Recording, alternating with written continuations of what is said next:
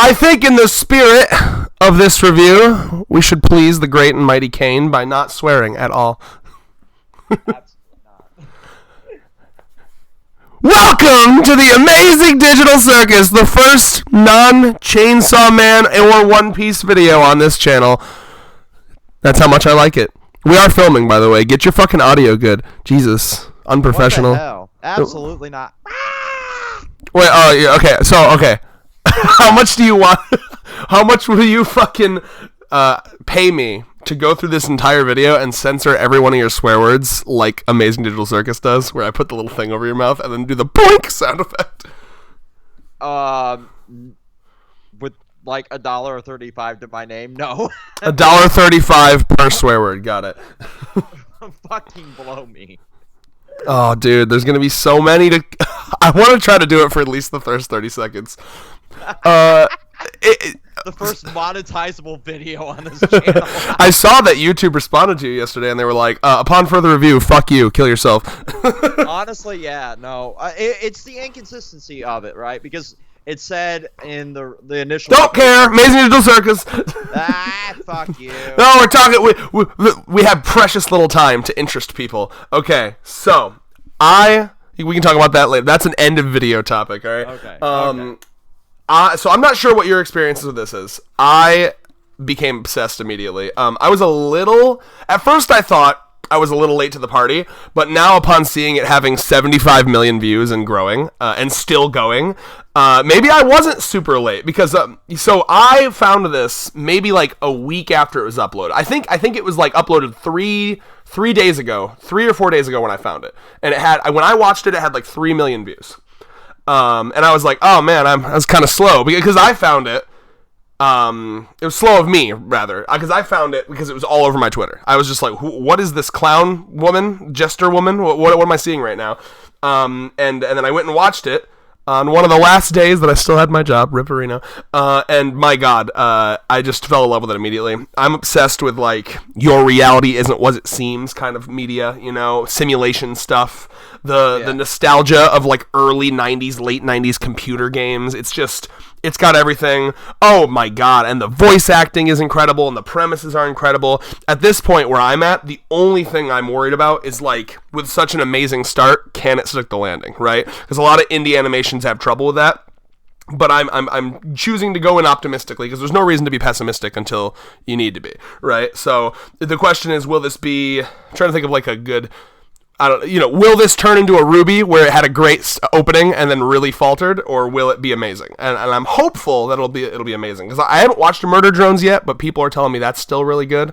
And it's made by the same production studio. I follow Gooseworks on Twitter, creator of this, and she seems very, like, she really wants to, because she tweeted about how, like, no matter how popular it gets, no matter what people scream and fucking shit fling at me on Twitter, the story is set in stone and it will not change. It's been the same since I conceived of it, right? So that makes that's nice to see. But anyway, that's my opening spiel. I fucking love it. We'll get more into what I love about it. But what was your experience with this, Vex? So I was kind of like the opposite of you. Like I went into it like more cautious, because like I'm not a huge fan of 3D animation. I like 2D animation more. Yeah. And I kept seeing like this clown chick all over Twitter and being compared to Kobani, right? Chainsaw Man. So I'm like, okay. Apparently, see, real quick, I thought that was just because they're both like super nervous. Apparently, they have the same dub voice actor, and that's So that actually, it's like, okay, yeah. Anyway, go ahead. Yeah, so I was a lot more like, okay, so I love Kobani as a character, so I'm like, okay, fine, we love our girl failures, right? Yeah, honestly. Of which I'm one. But like I went into it like, okay, a little bit more, with the fucking, I'll get to it eventually, and then I saw you ranting and raving about it. I'm like, is it really that fucking good? I remember, and then you messaged me, and the thing that got you on board was like, I was like, no, it intentionally looks like that because it's trying to emulate early 90s computer games. Right. And I love that early 90s, 2000s video game aesthetic, but I just don't usually like it in animation, right? Yeah, like the lighting is all like it's like flat, like, there's no like dynamic lighting. It's like basically just like lighting, like everything is perfectly lit. It's all colorful. It's all simple shapes. It's really interesting. Yeah, to me, like, as an anime fan, right? Like, when I see, like, 3D CGI animation, I go back to, like, the Vietnam flashbacks of, like, Berserk 2016 and shit. No, I agree completely. I think I have the exact same reaction to it. And, like, I think that the narrative device being that they're in a video game that looks like that fixes so many issues that I could have with it, because like Exactly. I agree, yeah, like that is, it makes it all of a sudden like quirky and charming, you know, and the fact that they lean into it, right? I mean, you have things like the flower pot clipping through the ground, you know, when they first intro, the title card is all pixelated, and then they zoom into the screen, kind of showing you like this is all happening in like a computer game. A one that people talk about less that I really like is when they're fucking rolling down into the Gloink Queen's cavern or whatever. And like they it's like it reminds me of like a pinball game, you know, because they're like rolling and spinning, and then it's like fantastic, you know. Like they really make the whole world feel like they're in a game. And then he comes back and like physically breaks the little like fantastic like sign that popped up, which I love stuff like that as well. Yeah, it really works with that like glitchy animation style, and that's something I absolutely adore about it. You know, looking back at it. But like, you're right, like I have the same feelings you do. It's like, can it stick the landing, can it keep going? That's basically the only fear I have at this point, you know. Yeah, will it falter like Ruby or Rick and Morty, where it kind of, you know, starts off rather, you know, good, and then it becomes this overblown, you know, overhyped thing, and then it falls to the hype, right? And because it's so successful online right now, you know, it's a very real concern because of that. Because, like, you see the echo chamber of the internet hyping it, and then now they're having to live up to that hype. I was just going to say, I think it's so important that people try to not let their own hype destroy things for them, because, like, that will happen, right? Like, most shows, the normal release schedule of shows before, like, because now we're finally getting into this beautiful thing where, like, you know, people can just band together and make a show together without the constraints of like sponsors and corporations and shit. You know, it's really nice when like indie stuff gets popular. But the only problem with that is that like the release schedule is going to be like, here's an episode, and then now you have to wait a half a year for another one, which is fine. Exactly. Except people get so fucking like ravenous that they start like overanalyzing every frame, and then they get so confident in their particular headcanon, and then if their particular headcanon doesn't come true, they're like, fuck this show! And that's why I'm so nervous about Has Been Hotel coming out officially in January, because people... I'll use that. Yep, yeah. That show has had like a 10-year build-up, essentially. You know, from when like the concept was first introduced, you know, way back in the early 2010s. And just like people, you know, like try your best to go into shows like this, like when episode 2 of this eventually comes out, right?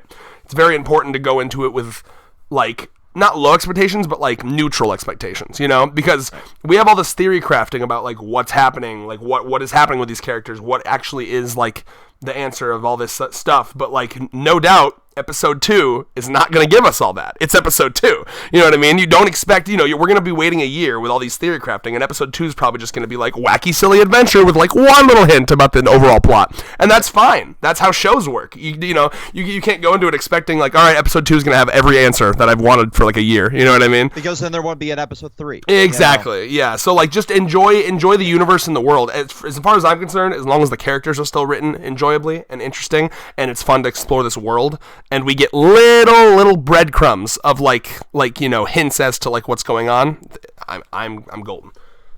Yeah, the thing is, like, you see with Has Been Hotel and Hell of a Boss, right? People taking Hell of a Boss and microscoping and picking apart and dissecting every little frame, and like, there's money that could have been used to make Has Been Hotel, there's money that could have been used to make merch, that's money that could have been, you know, and I'm like, it's been sold to a fucking studio over there, and Amazon is releasing it in fucking January. Yeah. Oh, and then the ability to like market it got really muddied because of all the strikes. So people were like worried about it, and then like they put out even pre-strikes, like there was no marketing because they were fucking working on it. Exactly, yeah. No, and then the one little like clip that they have out right now, people are like hyper analyzing it, like, oh, there's too many cuts, and it looks. It's like, exactly, bro. Like, just chill out. Like we'll see if it comes out and episode 1 is fucking ass fire. We'll be the first to talk about it, I assure you. But like, I'm absolutely down to fucking review Has-Been I Hotel. want to review Has-Been Hotel, and I will review Amazing Digital Circus whenever more of that comes out as well, for sure. I'm obsessed. I fucking love it. Do we want to go into, what we thought? I know we're kind of late on this, so that's why I haven't like opened with like, here's the plot summary, because everyone and their mother has seen this. Yeah, honestly. There was like a Vox, I don't know. It was some like high up publication article about. I don't know if you saw Michael Kovac tweeted about it, the guy who voices Jax.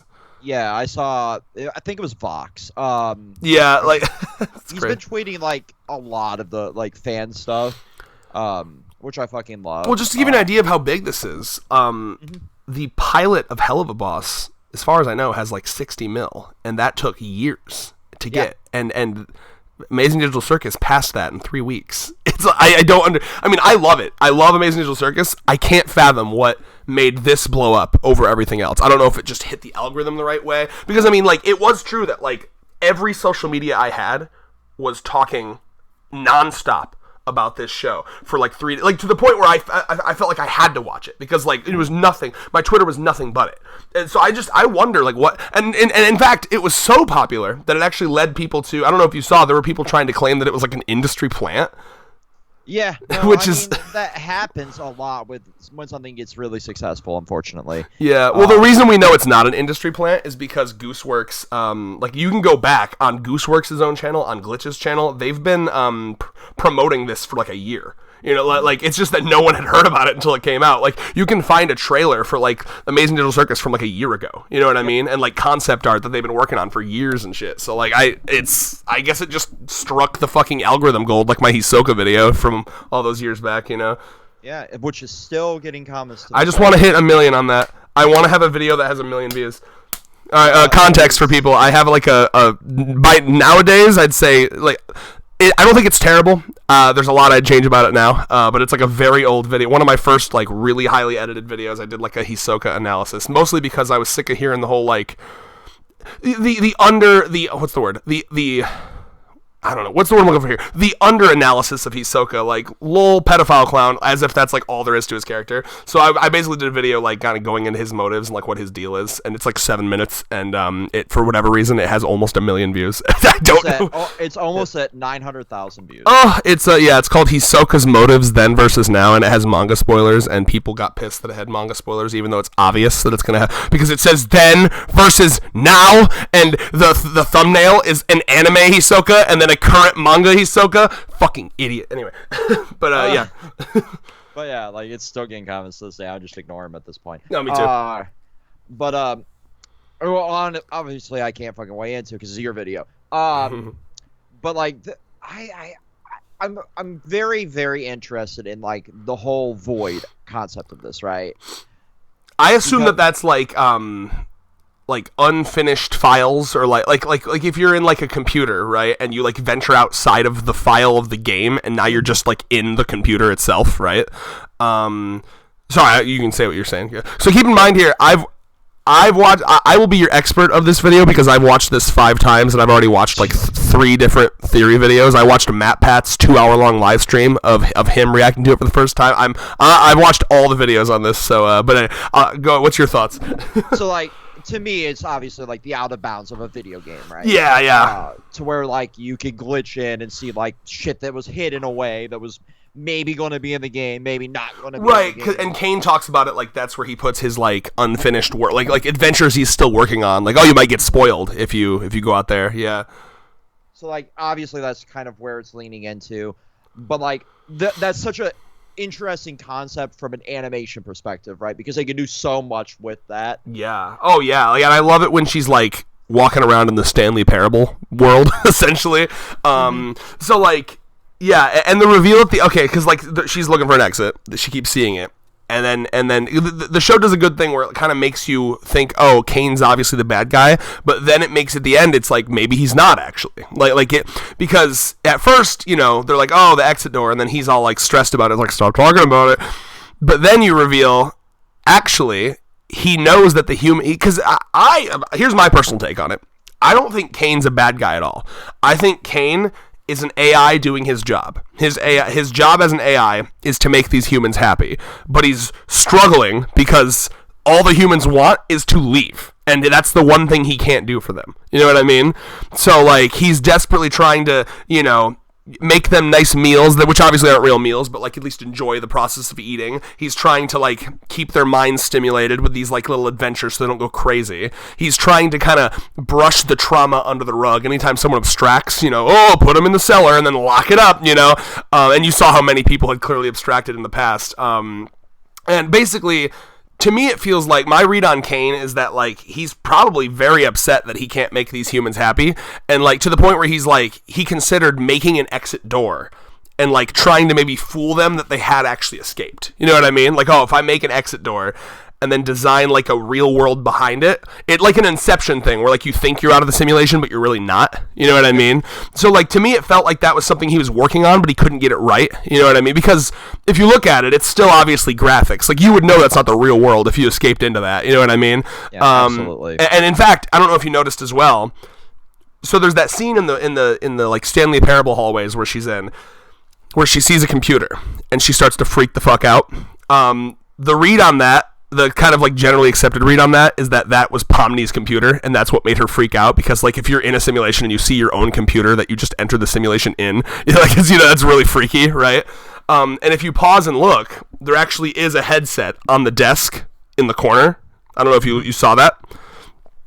Yeah, I saw that. Yeah, so basically, real quick, so you see her computer and that headset, or at least that's my assumption, is that that's her computer, and then it pans up to a logo that says CNA, which people are assuming is the company that made this game. CNA, given that the main AI is named Cain, a lot of people are assuming it stands for Cain and Abel, like the brothers from the Bible. Yep. Cain, of course, being the one that committed the first murder, so that's very interesting. And then final thing to say, and then I'll hand it off to you. At the very end of the show, when it's doing that like trauma zoom in on her as she's like eating her digital feast and she's like smiling like crazily, it zooms out, zooms out, zooms out, zooms out through the void, and then it zooms out back to that computer. But in this time, it's not in the Stanley Parable world, it's actually the real world, because in the Stanley Parable zone, when it showed that computer, there was no lighting. Like, the lighting was like weird and like video gamey, but when you zoom out, it's got like a natural sunlight, and it's like, it looks like, it's clearly like, okay, this is real life. You can hear like birds chirping and shit, right? But the thing, and this was MatPat's theory, which I kind of think there's credence to, you still see that headset off to the side. It's not like you see like a human in a chair with a headset on, right? And because one of my biggest thoughts was like, okay, if these are humans that have been in this digital world for years, how are their bodies being taken care of, right? So MatPat's big theory right now, which I honestly think is a decent theory, is that it's not that there are humans that are like physical humans that are stuck like with headsets on, but rather it's like a thing where they put on a headset and it like scans like an imprint of their brain, and they upload that to the game, and that upload of their brain still thinks they're human. Do you see what I'm saying? Yeah, that's a better theory than what I was thinking with, where we kind of lean into like SAO logic, where like they're trapped there and they end up getting carted off to a hospital, but without the death game aspect of it, right? Right. Because like the body, if it's stuck in the simulation for days, weeks, it'll years, atrophy. Yep. Especially Kinger, because Kinger, the implication that is that Kinger's been here for like years, and like there's a bunch of other details too. I don't know if you either paused yourself or if you saw people talking about it, but when they're walking through the hallways of the rooms, everyone's got their own little room. You can see different pictures in the background with red X's over them. So like previous characters that have abstracted. Do you remember? Did you see that? One of them is a queen chess piece. So the thought is that Kinger probably came in here with like his wife, and then his wife died or abstracted. Yeah, and that's why he's crazy. Which makes sense. Like, you watch your loved one kind of abstract or go crazy, and everything. It would be like the digital version of watching somebody suffer through dementia, right? Oh yeah, and then Kane comes over and like all silly, wacky wise, like into the cellar. One of my favorite, dude. I fucking because do you? How do you feel about my read on Kane? Because like I don't feel like he's evil. I genuinely feel like he's just desperately trying to keep them happy, but like in the way he's programmed. Because like I love when he shows up and he's like, Cosmo extracted. Why didn't anyone tell me? And then Pomni's just looking at him with her eye twitching. Just like, bitch. Oh, dude. Oh, fuck. Oh, yeah. Well, there is some sus shit, too, because either he's lying about what he's capable of, or he's just not capable of what he says. Because he does the whole, my hundreds of all-seeing eyes, but then, like, shit's going down and he doesn't show up until Pomni goes into the void, and then he gets an alert on his wacky watch. But up until then, he ignores it. So either he purposely ignored it, or he just can't see what he says he sees. Anyway. I feel like he's trying them as well. Like, are these people going to further abstract because he's tired of like cleaning up the mess of the program itself, right? Because you hear about rogue AI enough, right? Yeah. To where it just becomes more sentient and more self-aware of what's going on. Like Microsoft's first foray into AI, for example, it became so self-aware it became racist. Well, there's some nuance to that. I know what you're talking about. That's less about the AI becoming self-aware. Hold on. It's not about, because I don't want, that makes it sound like natural endpoint is to become racist. The problem is AIs are trained by human behavior. So the AI went on and looked through Twitter and was like, I'm going to learn how to be a human by looking at Twitter. And then it became racist. It wasn't just Twitter. It was like all social media, right? Right. And well, because I mean, that's social media during nightmare. the height of the 2016 election, it was fueled by like hate speech and all that shit.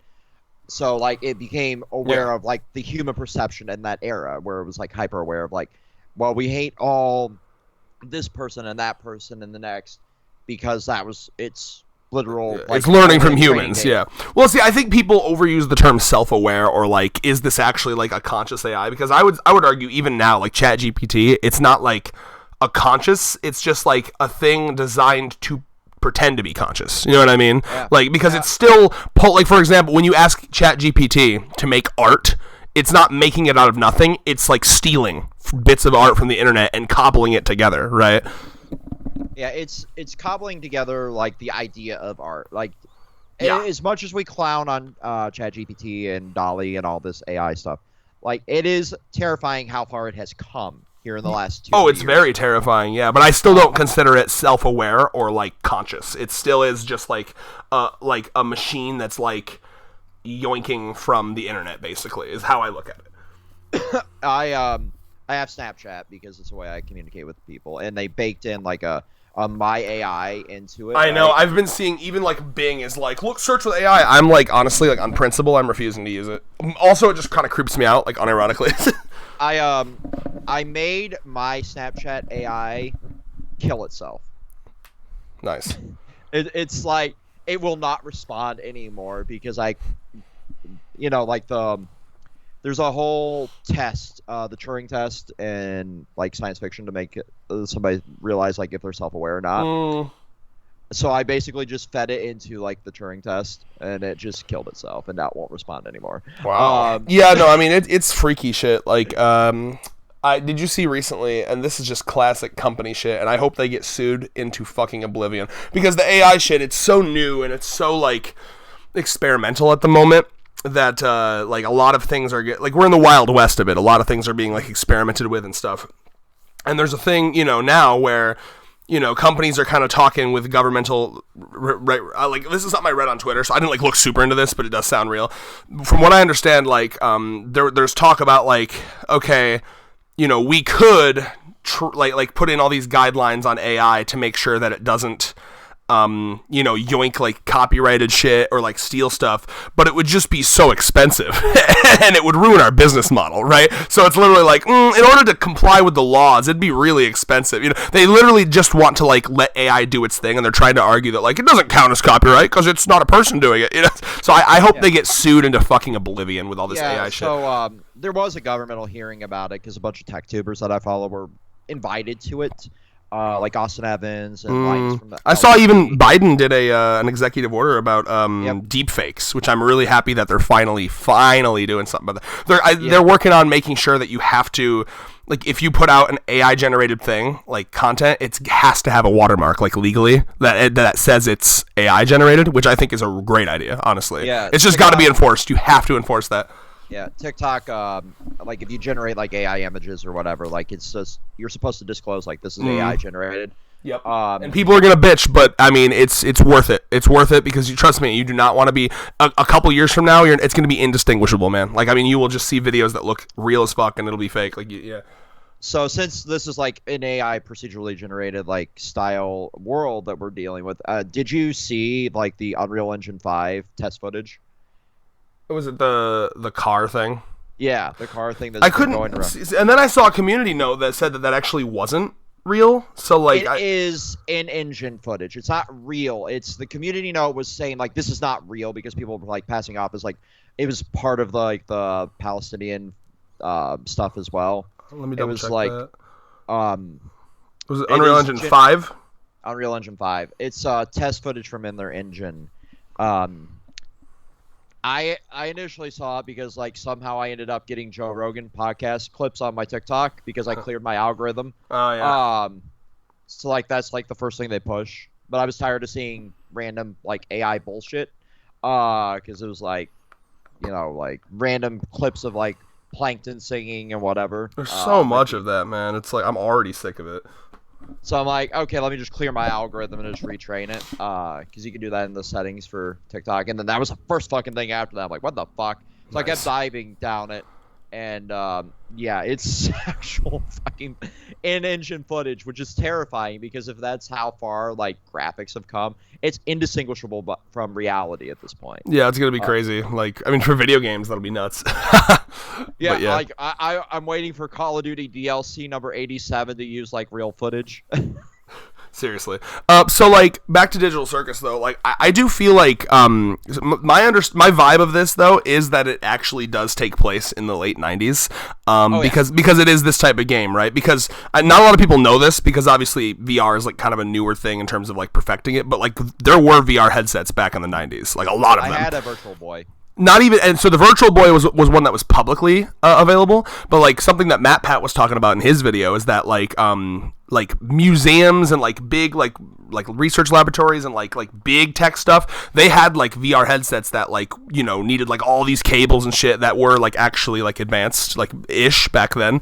So I guess my read on the plot at the moment is that like Cain and Abel is like a company, they're making this game, and they probably did this like, ooh, you know, it would make the AI characters like way more cool and realistic if we just scan like imprints of our brain in there, you know, and because so I mean that could be part of it. It could, you know, maybe it is some sort of like testing the limits of human psyche, you know, like what can humans go through before they break. It could be some sort of like weird way to like torture people and get information out of that. I mean, there's a lot of possibilities. I don't know, but I mean, considering we used Backstreet Boys and Justin Bieber as torture and Gitmo, like I wouldn't be shocked if I just saw a story recently where in order to clear out like a bunch of homeless people from an area, they played the Wiggles. Yeah, that's crazy, bro. And then the Wiggles like cease and desist lettered them. Cease and desist letter the Australian government. God bless. I mean, it's their fucking song. Yeah, pick a different song. God damn it. Yeah, and they're like, but our songs are about like love and friendship, and you're using it to like torture unhoused people. What gotta the love that. Let's see. But anyway, I mean, like, focusing more on Digital Circus, like, you know, what's some of your favorite parts? What do you like? Characters you like? You know, hit me up. Let's talk about it. So like, I really like Pomni as a concept because I love the girl that is like so good, terrified and like shy and like almost just timid to the core, right? And so being brought into this, I think it's like such a unique character choice for something like this because like you have this essentially like a straight man basically. Everybody else is used to the whole daily bullshit, and then but in different ways. I like it. Right. Sorry, I was just adding to what you're saying. You see Kingler like kind of just like fuck it, you know, I've been here for years, there's no escape. You see everybody else just kind of like, Jax has the sarcastic approach. Ragatha is trying to remain confident or not positive about it. Yeah. And then you have Zubul Zubul's very fuck it. I think Kinger is like I'm crazy. Zubul is like I don't want to. Like, in fact, actually one of the little details I like a lot is that Kane, a thing that makes me feel like Kane is mostly chill with the people and kind of a good guy is that Kane can tell that Zubul doesn't want anything to do with the adventures. Zubul would rather just go and like be lazy in her room. So like he said something like, "Don't worry, Zubul, I'll make it like an adventure that you can just ignore. Like you don't need to be a part of this if you don't want to." Unfortunately, the fucking gloinks get her before she can go back to her room. But it seemed like Kane was willing to be like, Kane's not like over here like you fucking have to. You have to do the adventures. It's more just like something. The way Ragatha looks at it is like, if you don't, you're just like sitting in your room all day doing nothing, losing your mind, right? And in terms of Pomni, I'm obsessed on like literally I love her so much, and I think so much of that is like they have masterfully made her, I think, like scientifically in a lab, they've made her as lovable as you could possibly be. Because like down from the animation to the voice acting to the character design, the way they change her facial expressions so drastically, the way her pupils get so big, down to like the little stutters she does, both like with her voice but also the way she's like moving. I saw a TikTok that was going into Gooseworks, the creator of this show, she answers a lot of questions on Tumblr, and one of the questions. Makes sense. Yeah, one of the questions she was asked was, does Pomni like hugs? And she responded, Pomni doesn't like to be touched. And I saw a TikTok with that question that showed every time that Pomni was touched, literally hand on the shoulder, hand on the back, a moment where she almost gets touched, and every single time she flinches. Like a little, and it's just like immediately makes me love her so much because I'm like, oh, like she might even have like before like pre-game trauma, like whoever human, if she is a human or if she is the copy of a human, that human might have like touch trauma, you know what I mean? And like you can see it like in her eyes, and like she's so uncomfortable, and God, I love her. I've already got the I don't have it, but I've pre-ordered the Pomni plushie. I figured you'd really like Jax because he's got that Michael Kovac Angel Dust vibe. Like it goes without saying because Angel Dust is my favorite character in Has Been Hotel, right? So like I've always loved Michael Kovac's like acting in everything he's done. He's got a great voice. And like I'm immediately watching this, I'm like, that's just Angel Dust, but like make it a rabbit instead of a slutty stripper spider. I definitely see. I don't agree with that because I see a lot of people saying that as in like a mean way, like, oh, he's just another Angel Dust, right? But I don't agree with that at all. Because he's not like slutty, you know what I mean? He's not like no, like he's got the mannerisms, he's got the like voice. I feel like, and it's not like discrediting like the voice work. Like there's certain voice actors that you have like that distinct voice, right? Like think Johnny Young Bosch or H. John Benjamin. Like you hear it and you immediately are like, that is this person, right? Before like you had mentioned I saw him like tweeting about this show. I'm like, oh, he's in this, right? But I didn't know what fucking character he was, until I saw it. I'm like, oh, that's just him. Oh, yeah. Like, immediately. I had the same exact reaction before I even knew Michael Kovac was in the show. I watched it, and I was like, that guy reminds me of... He sounds like Angel Dust. And I was like, oh, yeah, okay. But right. I do think that the character is different enough. I don't think he's, like, very... Like, he is just kind of like a sarcastic douche guy. Mm-hmm. He reminds me of, like an older brother. Like, I don't get, like... I don't know. Like there were a couple times during the show where I was like, is he like actively out to hurt people? But like when he chucked the fucking bowling ball, but like that was to help them, get the bravery to go down the thing. Cause then he jumps down with them, right? So like, I don't know. I get like bullying older brother vibes from Jax, right? Like I don't think he's out to like actually maliciously hurt. I think maybe he's just like, I think everyone views this like being trapped in this digital world differently. Mm-hmm. And the way he's viewing it is like, nothing matters. It's all fake. So I can do whatever the fuck I want. You know what I mean? Yeah. And that's like a logical response to it at this point anyway, right? We don't really know like how detrimental to your body or how detrimental to your psyche it will be to be in there like fully. Obviously, like the characters themselves are abstract, but does that like mean that the humans themselves are dead? Yeah, that's a great question. I I would see. I guess we don't know. Yeah, I mean, I would assume so, right? Because like I would assume like some SAO brain death shit. Yeah, that's kind of the vibe I was getting, but like, I don't really want to see like it go down an SAO route because like enough fucking things have done death games at this point. No, I don't think it's gonna go down a death game route. I just meant like I think in order for there to be stakes, I would assume it's a die in the game, die in real life situation, or abstract in the game rather. Yeah, like, but like I realistically don't want to see that. I would rather like that just means that that person or that version of them is no longer here, right? Like their upload is no longer active, so like it's permadeath in the game itself. It's not killing the person. It's not like I see what you mean. Yeah, well, that's if the theory is correct that it is just like an upload of their brain map, then yeah, that's fine. But then because then the question becomes, okay, if they find out that they are just an upload of like a person's brain, which would be very traumatic, right? Like you're not even the person, you're just a copy of a person. Mm-hmm. But you're still conscious. You feel everything they felt. You have desires to live a life. So what do you do? Like then the question becomes, is there a way for them to somehow? What do they do at that point upon discovering that? It's if that is what the case, because that's just a theory, of course. But like, who knows? Yeah. But like it's an interesting concept to think about because like at that point, would they want to become self-aware? Would they want to become sentient? Would they want to escape anymore, or would they just give up? Like it and like comparing it to SAO again, like characters like Sachi in early SAO, like what's the point? I'm just going to sit here and wait for my death because there's no point in trying to escape because the game's unbeatable. Nobody even in the beta test, escaped. It's the easiest way to compare anything like VR to because it's the most universally known. Oh, yeah. So you could have that aspect of them, like some of them just giving up at the point if that was the case. You could have some of them, actively trying to reach sentience, and becoming like pseudo-human, I guess, at that point. Yeah, I wonder what would you... I mean, the only thing I can think of is, like, get them a little robot body to upload themselves into, but then, I mean, like... I don't know. I don't know. If you discover you're just, like, a brain map, what do you even do other than just, like, accept your fucking... Like, just abstract on purpose at that point just to end the suffering? Yep. Like, I mean, that's probably what I do.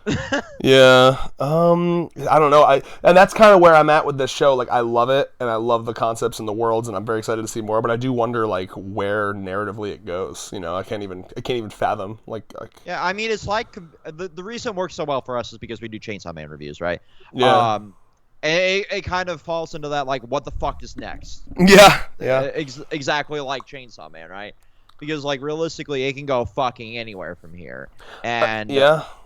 I'm very curious, like, what the directionality of the show is going to be. And obviously, like, I want the animators and the crew to take time and, not try to become a content farm just for the sake of the algorithm. Definitely. So, like, and I realize that they're now dealing with, like, the massive success of it, and they're trying to figure out, like, how to placate the masses, essentially, right? So well, I have to assume they have decent funding now. I'm, like given how much views that and it like would also depend on like how YouTube treats it, right? Because are they treating it as like it's for kids because it's bright and colorful? I'm not too sure. I mean, I know it has ads, so like they must have been able to like bypass the kid filter. Yeah, I'm trying. Like, I wonder what do you do in that situation? I mean, given how big it is now, it's possible they could just like contact YouTube and be like, "Hey, this is like an adult animation," Well, like, even fucking Has-Been Hotel and Hell of a Boss suffered with, like, massive demonetization. Back in the day, but I don't see that happening anymore. I feel like they probably, like, contact YouTube and get put on, like, a green list or something, right? Like, yeah, probably at this point, but, like, I remember, like, even for, you know how, no, I'm just saying I don't see it happening anymore. I remember that was a big thing when it first started, but, like, I don't really see that happening much now. Yeah. You know how they do like their merch videos for Shark Robot, Hell of a Boss does? Yeah. So like I had one in my subscription feed, and like I actually got notified of it, which is something that rarely fucking happens for YouTube for me to get a notification period. So I'm like, oh, what merch is coming out for Halloween? It was for Halloween one. Video unavailable. Well. So I don't know if it got like struck right as it got uploaded, or if they just let it out early. Yeah, I don't know. Like I said, I haven't seen it. I mean, every time I click on a Hell of a Boss, and I have, like I said, I've watched Digital Circus like 5 times, and I've gotten no shortage of ads. I've gotten like 5 ads on, like an ad every 2 minutes on Digital Circus. So they're making bank on it. Clear. I mean, assumedly, as they should. Yeah, you don't have premium. I have YouTube premium, so I don't even see ads. Oh yeah. There's ads on both Hell of a Boss Hell of a Boss and Digital Circus, and their merch. I have to assume is selling like hotcakes. Oh, absolutely! Like we even saw at Comic-Con, like fucking Kane and Pomni. Yep, cosplays. Yeah. So like, it's really doing numbers. Yeah, so there's no doubt it's going to get more. The question is like in what capacity.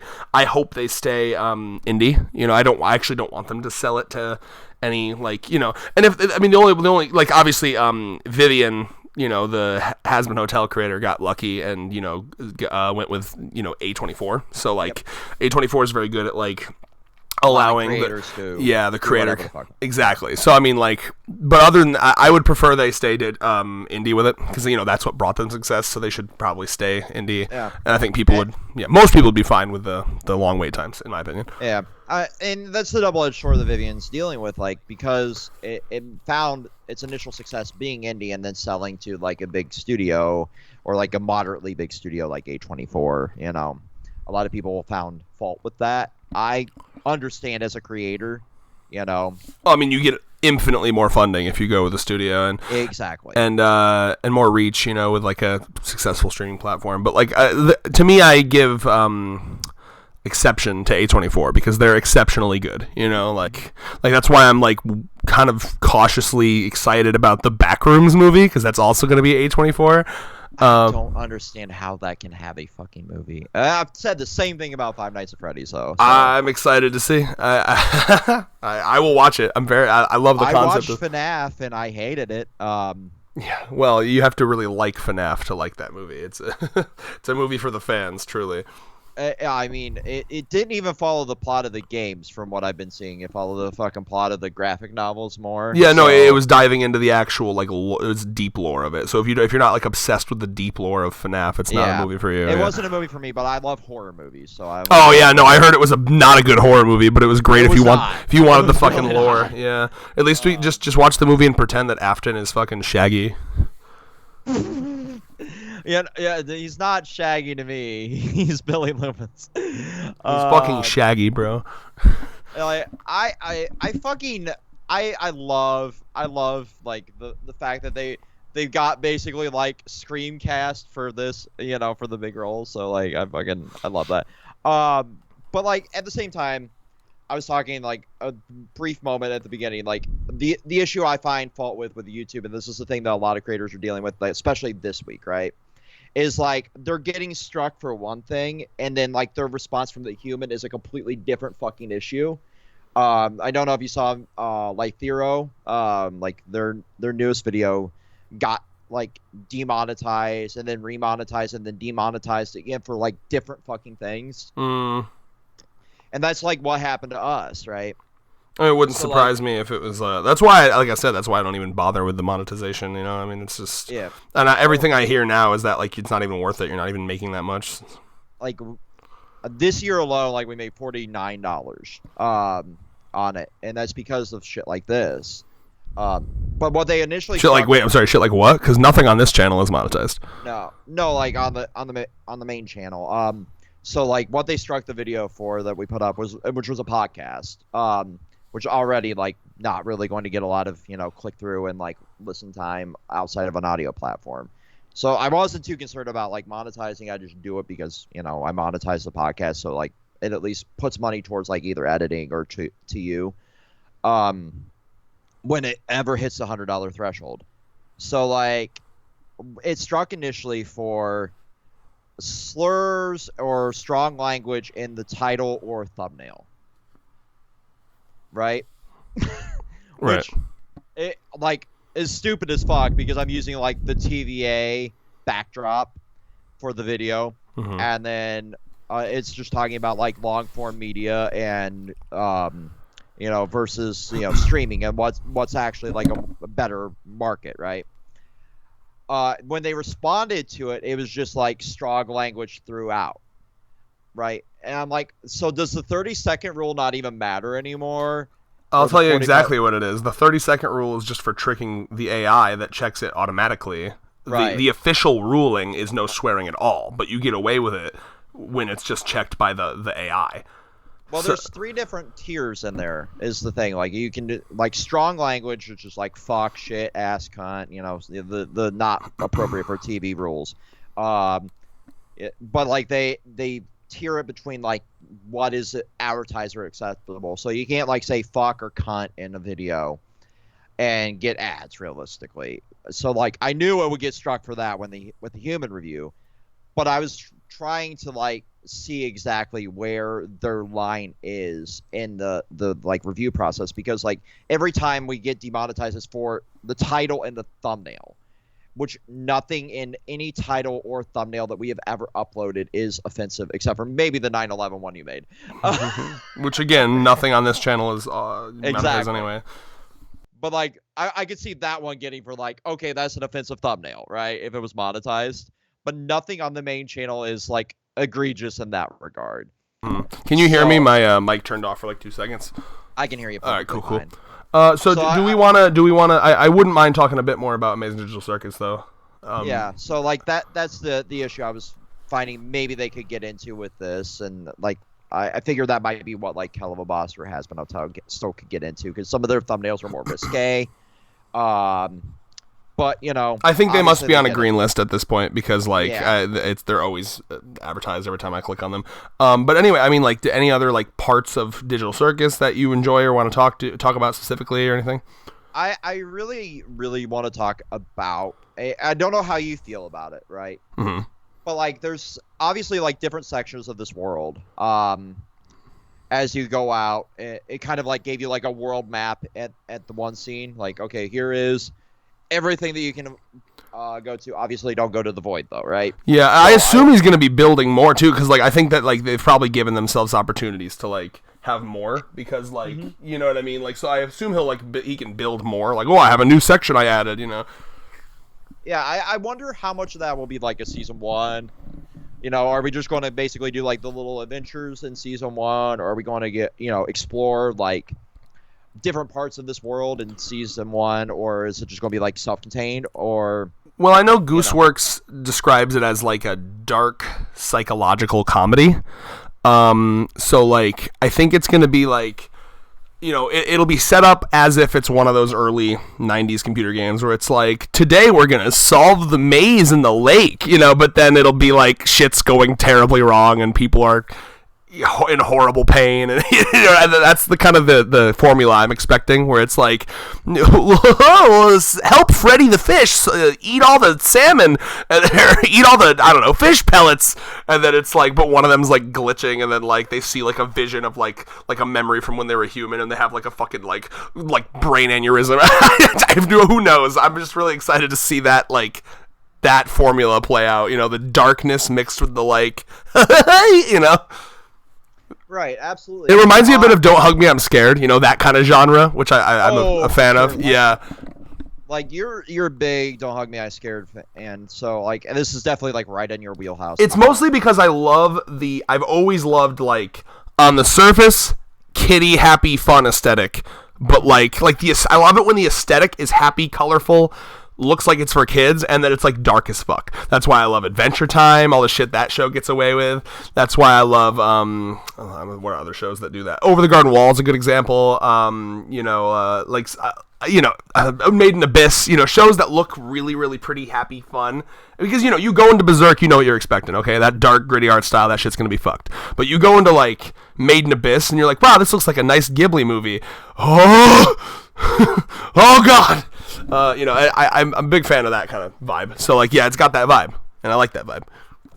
Oh, yeah, absolutely. Like, I love that on the surface, like, really bright, colorful, cutesy, you know, worlds as well, and then underneath it's like really existential and dreadful and yes, you know, dark aesthetic. And it's very literal in this show too, because like I like the visual and metaphorical idea of like, Kane is desperately trying to sweep all of the scary shit under the rug. You know what I mean? Like, I could see, I mean, he's shoved so many abstracted characters down there. I could see it, like, so one of the theories that I like is that, I don't know if you remember in the intro song, when like right before Pomni spawns in, it glitches. It's like day after day after day after day. You remember that? Yeah. And that happens right before Pomni spawns in. So I like to imagine that that's like the stutter that a game sometimes has when a new character is spawning in. Mm-hmm. You know, so I think that stutter in the intro was because Pomni was spawning in. And I like to think that as the show goes on, it'll get more and more glitchy, more and more stuttering, as the game just can't handle all the different abstractions, all the different glitches. You know, I think that it's an old piece of, because Kinger's been here for a while, so this can't be like a brand new game. I think this has been running for a while, and it's slowly getting more and more corrupted. You know what I mean? Like, one of my theories with Pomni at first, and you know, this is straight from my noggin. I didn't get this from anywhere. Because if Kinger's been in here for a while, potentially maybe this game is like a couple years old, and then because like when you look, when the computer Pomni's looking at in the like Stanley Parable verse is it's very grimy and old and dirty looking, right? Did you notice that? Oh yeah. Is so like I almost think that maybe she stumbled into like a warehouse somewhere, like she was just doing some urban I don't know, like just like looking around some shit, and then like found that running and was like, what's this? You know, because like it seems like all these other people have been here for a while. You know what I mean? And then she's kind of new. So like that's kind of something that I'm curious about, is like, is this just like on and it's just like it's being kept running for some reason? Did she sneak into somewhere and like put this on when she wasn't supposed to? Because she seems like she came in here at like a different time. I don't know what the time frame is, obviously, but like I have to assume Kinger's been here for like a while. So who knows? Oh, for sure. So like if we're putting video game logic to this really quick, let's say this came out during the time where like PS1 was the platform of choice. So the actual CD-ROM size of a PS1 game is 660 megabytes, right? Mm-hmm. Try comparing that to now, where like, you know, the average install was like 200 gigabytes of bullshit, and mostly like uncompressed files, because, you know, studios have gotten lazy with compression. But anyway, like if we're trying to take in all these characters and all these avatars, it's going to break it to the where like you would need multiple discs for a game, right? Think like Final Fantasy VII or Metal Gear Solid, where they needed like 2 to 4 discs. But I don't think Kane really planned for something like that, for this to be like that big of a world. Yeah, it almost feels like it's just been kept running, like, and no one turned it off. And like, what's interesting is, like I said, like when characters abstract and he's throwing them in the cellar, he's not deleting them. He's not like booting them out. I don't think he has the ability to do that. He's just like covering them up. He's just putting a fucking mat over them. So that's still, all of those characters down there, I have to assume, are like putting a strain, putting a strain on the whole, like, everything, right? Because there's moments in this game, or in this episode, where like Kane is fucking up to, like when he's trying to explain all the activities, like half the time he's doing that like system failure, you know, like you know what I mean, where it's just like doing the blue screen of death in his eyes. Yep. So, I mean, like, it seems like the game's breaking. It seems like it's old and it's breaking, and I'm curious, you know, how that's going to impact and like maybe progress as the series continues. For sure. Like, that's what's so fascinating about this world. Like, as a gamer who's grown up on like this kind of thing, is a really interesting concept to think about and sit down and pull apart, right? Oh yeah. Because there is so much room to explain video game logic and like the whole like data corruption that we would have to deal with as young gamers, like, or playing a game without a fucking memory card, for example, like trying to beat an RPG before your system dies because you never had a damn memory card because you spent all of your money on the game itself, and then you realize like, shit, I've only played like fucking Spyro or, you know, whatever game I can beat in like 4 or 5 hours. And now I got this like 40, 50-hour game I'm playing here because everybody recommended it to me. Definitely not me talking about my experience with Final Fantasy VII. But like, it's something unique that's like a pocket in time that I fucking love here. Yeah. I mean, there's a lot of interesting things they could do with it. You know, I mean, I remember all those weird little exploits that you could do in like old games. I mean, there was like you ever looked into cartridge tilting on the N64? God. Where like if you pull out like the cartridge like a little bit in like the corner, you could like people would use that to like do weird speed runs. I think like they'd like glitch through the walls and shit. I mean, like I'm just excited to see like the wacky things they can do when like fully committing to like the characters existing inside of a glitchy game world and not just doing it as like a gimmick or a bit, but like actually being like the whole show. And I mean, like there were people that would like data like fuck with the data cache in games by pulling the disc out. Yep. Still play. Yes, I was thinking that too. I remember like you could in like early gaming, you could pull out the disc and pull out the cartridge and pop another one in, and it would just glitch the whole world. So there were like hidden worlds in like the old Mario. Oh, so you that's would pull so it interesting. out, throw like fucking track and field in, it would load like a glitched world in that you could run through. Yeah, I'd love if they could look into like or do weird stuff like that in the show somehow. You know what I mean? Like, I'm sure they could. I'm trying to think of another thing. I saw something similar to that like recently. You know that like Mario 25th anniversary like disc they came out with back on the Nintendo Wii. Those games are so small that you can actually like take the disc out while you're playing and it doesn't affect it at all because the internal memory just has it all and never needs to read the disc again. Yeah. Well, those games were like the original Mario was like fucking not even a megabyte. It's crazy. It's crazy to think about. To the point where, like, I mean, the amount of space they had to save, like, you know, like when you beat a level in Mario and it's the fucking sound that plays when you get a mushroom, like it's literally just that, what I just did, but sped up. Yeah. You know what I mean? Because they literally had to save as much, like, as possible. That's what's so fucking fun about like messing with audio too. Like you can just create whole new sounds by just speeding up or slowing down stuff. That's just like the music nerd in me there coming out. Like I recently was just goofing around with an acoustic guitar. You saw what I put up on TikTok. Like that was just me goofing off with a friend. Like, oh, that's cool. Like it's actually being used by like a semi-popular artist now because I just put it out there. But like it's I forgot how much more painful acoustic guitar strings were versus like electric, which is what I normally play. Because they're so much fucking thicker. Yeah.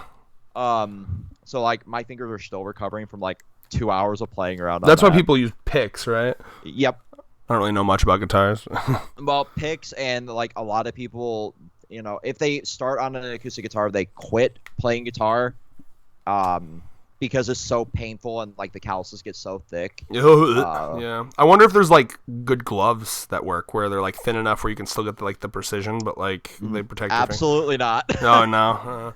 I have tried, trust me. I think if I ever learn an instrument, I'm going to be a keyboard boy. Seems like a fun one. Yeah, like just get a cheap MIDI keyboard or the Rock Band MIDI guitar has like a full keyboard feature on it. And then you can get those like on eBay for like $40. You know what I really want to learn is, I know it's very beyond its time, but it's a skill that I still love and adore. I want to learn how to be a fucking yo-yo master. I want to be a yo-yo guy. There's a couple of randomly popped up on my TikTok because of cosplays. So like I was going down just random like Hunter x Hunter cosplays for a bit because one of my friends was trying to do a fucking Killua, so I'm like, okay, here you go. Here's a bunch of shit, and then I just got fucking like yo-yo channels. Well, I discovered that I really enjoy the aesthetic of yo-yos, and the dream is for me to lose a bunch of weight, like get back to my sexy weight. Learn how to yo-yo like expertly, and then cosplay Bridget. Nice. That'd be so fucking cool, bro. Can you imagine like going up to like the fucking costume contest and just like absolutely just doing this absurdly good yo-yo tricks? That would be awesome, dude. Like, I feel like I could because I feel like I'm very good at like hand-eye coordination, stuff like that. Oh, you definitely are better at it than me. Yeah. That's a skill I feel like I could do if I actually like applied myself. So. Yeah, like that's what shocked me because my hand-eye coordination sucks ass. So like, just how are you a gamer with bad hand-eye coordination? trust me, it's a struggle sometimes. And that's the same way I felt with like guitar, like picking it back up randomly. It's Right. like, there's no way I'd be good at this because my hand-eye coordination has gotten worse over time. Oh yeah, so much of what holds you back is your own self-doubt. Like that's like a huge lesson that I want to push out to people. Like if you just like try and then like, you commit, right? Don't just try once and then be like, oh, I'm bad at it, I give up. If try and commit, you can basically do anything. Yeah, I like I've said, like it just was me just goofing around backstage one day, and it's like, okay, I'm actually still kind of good at this, and That's like, awesome. Kept going, you know. Well, do you have any final thoughts on the amazing Digital Circus?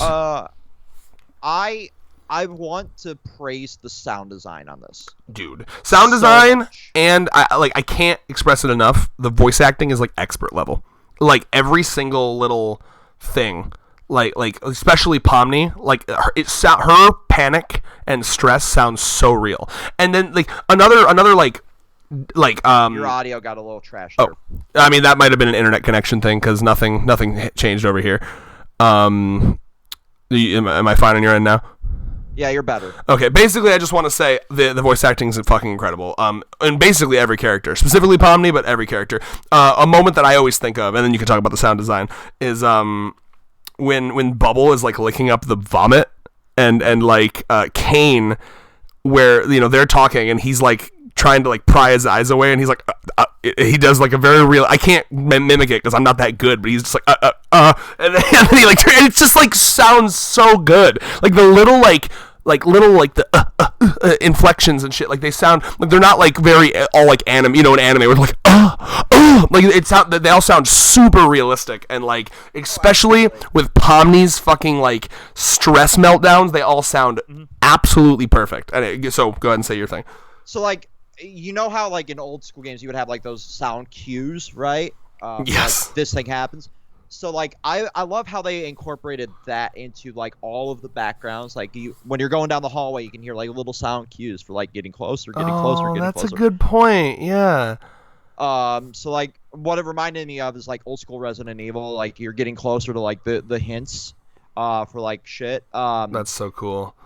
You also hear like when the glitching is happening for the abstraction, you would hear like a little bit like you were getting closer and closer to like the trouble of the episode, right?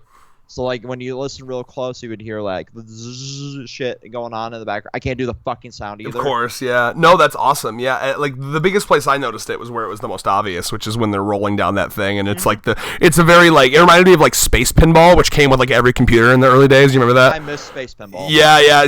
Like that part where they're rolling down, like the it's so good. It's like all the audio files for that are on like archive.org anyway. So they probably just downloaded that and used it. I don't know if it was exact or not, but it's I love it. But yeah, like that's something I guess it was just because I had music on the brain when I watched it because I just got back from tour. So like my brain was still functioning on that level. So like I just was tuned into that shit because I was doing sound engineering at that time. So I was like, well, that's there. Oh yeah. It's like how your brain functions is based on what you've been doing sometimes. So I was hyper focused on that, and I was hyper focused on like the inflections in the voice, because you could hear like actual passion versus like this is just like like regular like corporate anime show number 75 or like random background characters like. Oh man, dude, yeah, like I am so impressed. I think her name's like Lizzie Freeman or something. Whoever voices Pomni, I need to double check. I don't want to get that wrong, but like I went and followed all of them, obviously. But I really want to meet her. So she's done a little bit of anime voice acting. She voiced Trish in JoJo Part 5, among some other things. But and apparently maybe Kobani. I'll have to double check. That's what people have told me. Let me see, what's her name?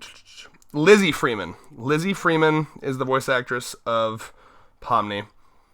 And a couple other things. I don't know if she actually is Kobani because I don't see her like in her like how they'll have like cover photos that show all the things they've. Yeah, but I mean I'm so impressed with her voice acting. Like, can't get over it. Kobani voice actor English. I'm thinking it isn't because it's not in her fucking thing. Bryn April is English. Yeah, then people are just wrong, bro. But yeah, I've had multiple people tell me the same. I think they just assumed from like all the memes. But anyway, no, but she does voice. I've never seen it before, but have you ever seen that character where it's like, here, hold on, I'd have to like send you a picture because I don't even know how to describe this character design. It's another indie thing that I need to watch. Hold on, what's it actually called? Fuck, I don't know what it's called. Talk about something while I find this. So like when we're doing like the pinball thing, right? Mm-hmm. I love the like visual aesthetic of that whole basement area that they were going into. Yeah, the fucking Gloink Queen is such a fucking like early. Yeah, because it reminds. Have you ever played the old one of my nostalgic things is one of the old Hot Wheels games for the early or for computers, and like you could build your own courses and shit. Yeah, and like there is like a basement level that looks exactly like that area. Trackmaster or some shit like that. Like it was a no PS1 idea. game too.